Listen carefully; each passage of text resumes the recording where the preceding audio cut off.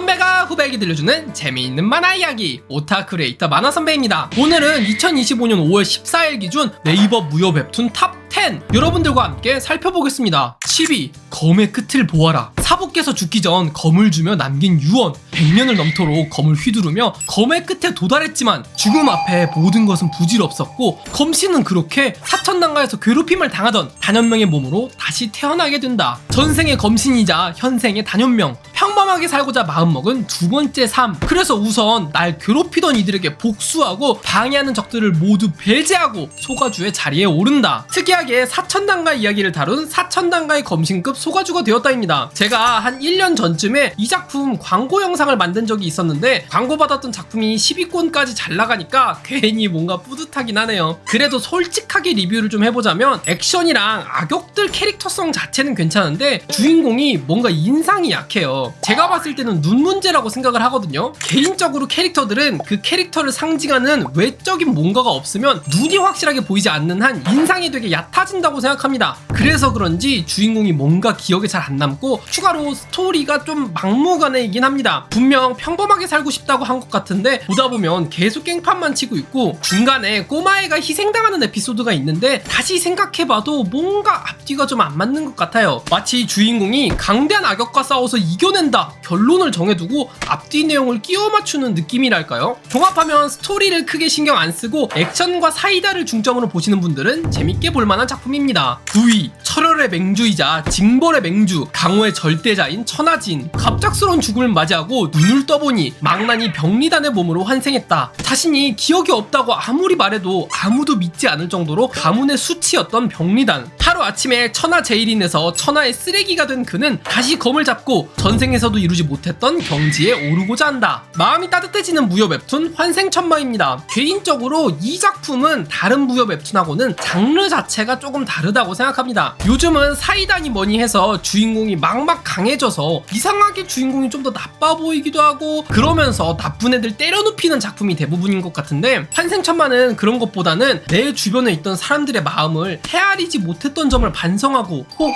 상처를 줄까 고민하면서도 결국 더 깊은 유대감을 쌓게 되는 소중한 인간관계에 대해서 말하는 부분이 많다고 생각합니다. 그런 의미에서 에피소드마다 나오는 주인공의 웃음이 저한테는 큰 힐링이 되고 있네요. 8위 루키우스 아우렐리우스 콤모두스 안토니누스 폐하와의 길고도 길었던 혈투가 끝나고 3년 후 그토록 굳건하게 지키던 불살주의까지 저버릴 정도로 나루는 다시 한번 모든 것을 잃게 되었다. 그런 나루 앞에 말이 통하지 않는 이국의 소녀가 나타났고 짧게 지나갈 줄 알았던 인연 속에서 나루는 세상의 빛을 잃었으나 새로운 희망의 빛을 찾게 되었고 그렇게 다시 한번 그분을 찾기 위한 여정을 시작한다. 이제는 화요일에 업로드되는 웹툰 무사만리행입니다. 솔직히 캐릭터성 하나만 놓고 보면 콤모두스 폐하만큼 광기에 찬 캐릭터도 없었던 것 같긴 합니다. 물론 투박한 그림체와 에피소드마다 호흡이 너무너무 길고 주인공의 답답한 불살주의로 호불호가 조금 있을 수는 있겠지만 정말 황제 폐하라는 수식어니 너무도 잘 어울리는 압도적인 무력, 압사라는 카리스마에 마치 자신이 신인 것처럼 행동하는 콤모두스 캐릭터성 하나는 정말 잘 만든 것 같습니다. 그래서 시즌2는 이 콤모두스라는 절대적 악역 없이 진행되기에 시즌1의 그 느낌을 줄 수 있을까 걱정이 되긴 했는데 다시 강림하셨습니다. 이제 저는 아무 걱정이 없습니다. 7위 이경소가 소은이 주와 인마로 단전이 부서졌다는 이유로 가문에서 버려진 후 혈교에게 납치되어 꼭두각시로 살아온 지 10년 결국 비참한 죽음을 맞이한다. 그런데 눈을 떠보니 혈교에게 납치당하기 전인 10년 전으로 돌아왔고 소은이는 얼른 어머니의 유일한 유품 소담검을 챙겨 도망가려는데 그때 검에서 목소리가 들리기 시작했고 어떻게든 한 명을 무찌를 수 있었다. 하지만 결국 혈교에게 잡히게 되자 혈마앙복 혈세천하 전생의 지식을 최대한 활용하여 아예 혈교인이 되어버리는데 소은이를 둘러싼 세 여자의 치정싸움 절대검검입니다. 나노마신과 괴력난신을 쓴 한중월야 작가님의 작품으로 작품들이 세계관을 모두 공유하고 있으니 혹시 한중월야 세계관을 쭉 즐기고 싶은 분들은 나노마신, 마신강리, 무무무적, 절대검감, 괴력난신 순서로 보면 된다고 합니다. 절대검감 웹툰 자체 리뷰를 좀 해보자면 그림이 좀 투박하기는 한데 그것보다 문제가 그림체가 좀 들쭉날쭉합니다.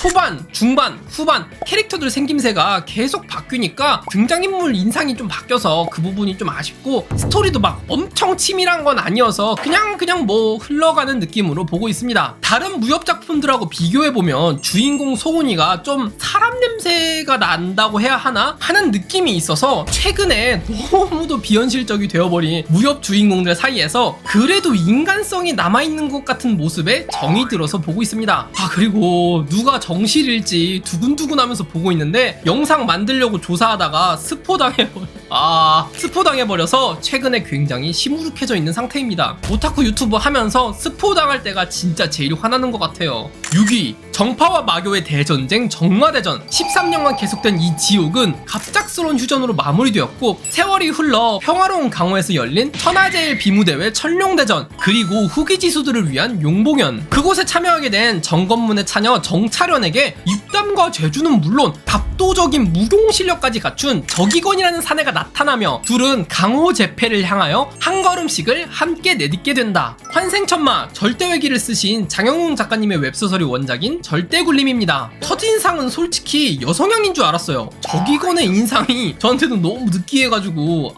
남성향보다는 여성향이 더 먹힐 것 같은데? 라는 생각이 들었습니다. 스토리는 주인공이 의문의 적들을 쓰러뜨려 가며 강호를 제패해 나가는 타 작품들과 크게 다르지는 않은데 한 가지 차별되는 점이 로맨스 느낌이 강하다는 점인 것 같습니다. 30화 언저리까지 주인공 적이건과 정차련 사이의 관계가 이야기의 핵심이 되는 경우가 많아서 무협 느낌 한 60%, 로맨스 느낌 한 40% 정도 섞인 작품이라고 생각합니다. 근데 뭐 결국 정차련이랑 어머님이 예뻐서 보고 있습니다. 5위 정파무림 의천맹의 최강의 살수 천하진. 자유를 찾아 30년 만에 목숨을 걸고 탈출을 강행했지만 끝이 없는 천라지망에 결국 목숨을 잃고 말았다. 다시 한번 기회가 주어진다면 사람답게 인간처럼 평범하게 살고 싶었던 천하진은 무림의 공적 마교의 삼공자 서량으로 전생해버리고 말았다. 그렇게 정파무림 최강 비밀병기였던 천하진은 천마신교에서 소교주의 자리를 이용하여 의천맹을 박살내어 전생의 은원을 청산하고자 한다. 주인공이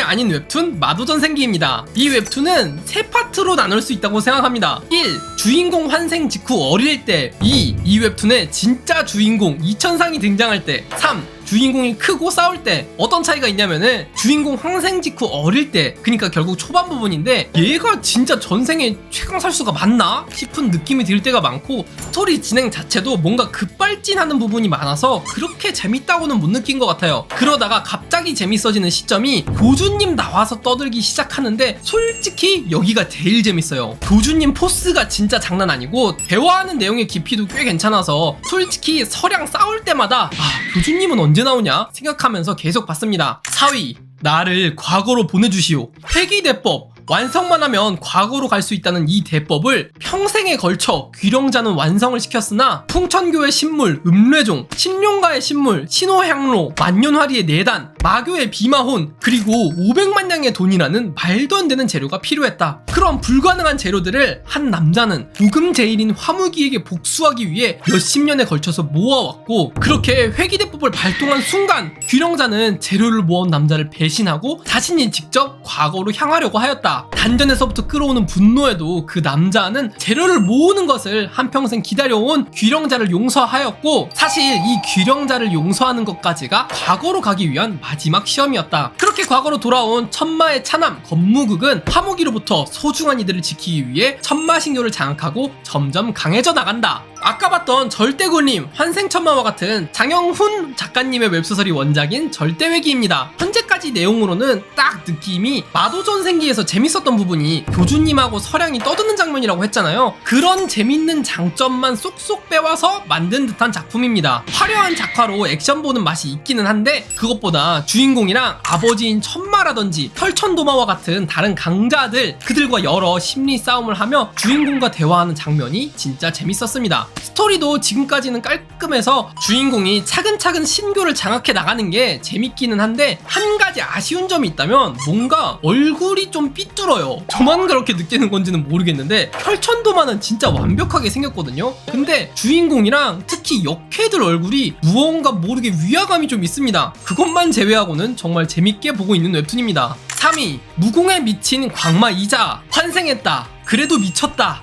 그것이 나다. 광마외기입니다. 광마외기입니다. 솔직히 광마외기 스토리가 그렇게 눈에 들어오는 작품은 아니라고 생각합니다. 분명 웹툰 다 본 사람들도 그래서 광마외기 무슨 이야기야? 하면 그것이 나다가 재밌고 똥싸개가 나오고 애들을 막 패 하면서 생각 안 나는 사람들도 많을걸요. 광마외기의 가장 재밌는 점은 어디로 튈지 모르는 주인공이 펼치는 기행, 그런 기행을 보면서는 낄낄 웃게 되지만 자신이 진짜 미친 것인지, 어떠한 삶을 살고 싶은 것인지, 그리고 어떻게 하면 강해질 수 있는 것인지 주인공이 내적으로 고민을 하는 부분이 진짜 최고라고 생각합니다. 그런 기행과 고민의 간극이 너무나도 크기에 작품이 이질적이면서도 재미있게 느껴지는 게 아닐까 싶으며 다들 하나같이 댓글에서 하는 말이 완결까지 정말 깔끔하다던데, 다행히 광마는 아직 엔딩 스포를 안 당해서 정말 초 기대하면서 보고 있습니다. 2위, 살인에서 삶의 즐거움을 느끼는 겸살귀 정. 할아버지는 그 본성을 누구에게도 드러나지 말아달라고 하였지만 정은 그 약조를 지키지 못하고 살인을 저질러 감옥에 갇히게 된다. 그런데 그런 정을 찾아온 정과 너무도 똑같은 얼굴을 한 대연목검장의 셋째 공자 목경훈. 그는 조용히 있기만 하면 된다는 자신의 대역을 제안하였고 정은 독단을 먹는 대신 그 제안을 받게 되었다. 그렇게 시작된 대역의 삶은 그 직후 목경훈을 살해해버리면서 끝나게 되어버렸고 정은 이대로 목경훈이 되어 새로운 삶을 시작한다.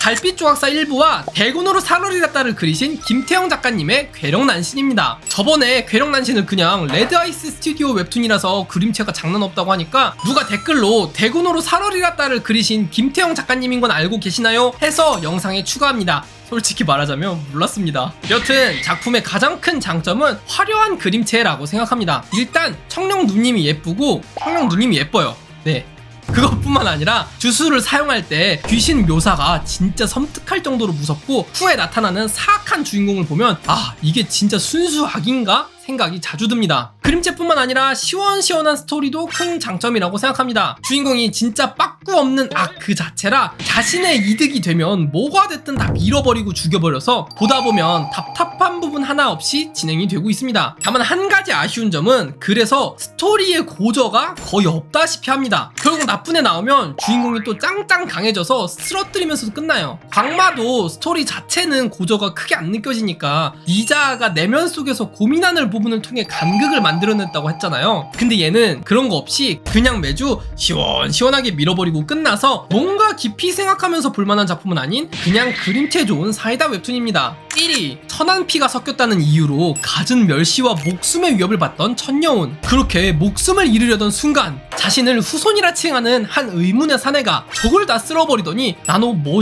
마신을 몸속에 주입하고는 사라졌다. 그렇게 목숨을 건지게 된 천여우는 몸을 무공을 익히기에 가장 이상적인 형태로 바꿔주고 상처가 나면 죽지만 않는다면 치료도 다 해주고 책은 훑어보기만 해도 머릿속으로 정보를 다 넣어주고 무공은 보기만 해도 따라할 수 있게 해주는 마신보다 만능인 나노머신과 함께 마교의 최고 권력인 천마, 그리고 그 자리를 넘어 무림 최고의 자리까지 거침없는 천여운의 이야기가 시작된다. 또 나온 한종원래 작가님 웹소설이 원작인 나노마신입니다. 근데 솔직히 말해서 요즘 그렇게 재밌진 않아요. 최고나수 별점도 보면은 9.9 밑으로 내려가는 경우도 정말 많습니다. 근데 왜 얘가 1등이냐 하면 시원시원한 그림체 하나 때문인 것 같습니다. 주인공이 진짜 강해져서 보여주는 압도적인 포스, 그리고 그걸 제대로 느낄 수 있게 해주는 압도적인 그림체, 그거 하나는 정말 존경합니다. 스토리도 시원시원합니다. 그냥 어떤 문제가 터진다, 주인공 역갈 당한다, 나노머신 재앙이었다, 주인공이 짱짱 세져서 반격한다, 이 스토리의 반복으로 진행이 됩니다. 다만 다른 리뷰에서도 계속 나오는 얘기가 한종원래 작가님 작품은 후반부가 아쉽다, 계속 비슷한 내용이 반복된다 하는 얘기들이 많던데 제가 웹소설까지는 안 읽어봐서 웹툰 후반 내용을 모르지만 최근화 들어서는 결국 주인공의 강함을 보여주는 에피소드의 연속이라서 주인공이 목표를 잃은 느낌? 천마가 되기 전에는 억가를 당하는 상황을 극복하고 다른 경쟁자들을 배제하고 최고의 자리까지 오른다는 확실한 목표가 있었는데 정말 최고의 자리까지 오른 이후에는 굳이 무림까지 하는 생각도 좀 들면서 주인공의 목표랑 공감이 안 되니까 작품을 이끌어가는 원동력이 조금 모자란 느낌? 그런 느낌이 좀 있습니다. 결국 그림체 하나는 끝내주는 사이다 웹툰입니다. 그리고 10위권 외 작품들은 11위 천하서구 대공자, 12위 일타강사 백사부, 13위 시한부 천재 내가 살아남는 법, 14위 할배무사와 지존손녀, 15위 파브르인 사천당가, 16위 화산귀환, 17위 천만은 조용히 살고 싶다, 18위 천중용문, 19위 망나니 소교주로 환생했다,